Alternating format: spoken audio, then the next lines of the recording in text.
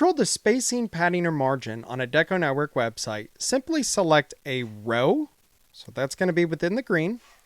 Come into Layout, and this is where you control the spacing, margin, and padding. You can do the exact same thing by coming into a row's column settings. So if we come in here, you see that we have column settings, and we again have margin and padding. Now, you can do it even within the widget itself. So this header, I can come into the header settings, layout, margin, and then padding. Margin is the space outside. Padding is the space inside. So you see that this header widget has a blue box outline.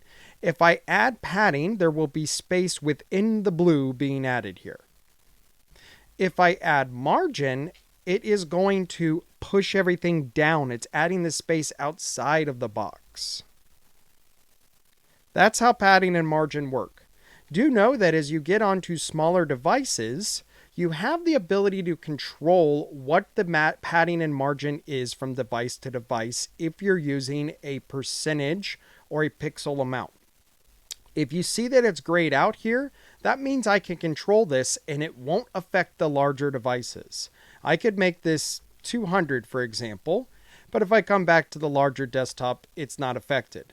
But do know that any change I make gets passed down to the smaller devices unless I have already overridden those settings here, which in this case, I already set the margin to 18, and that is why it didn't update when I pushed it to 200 here.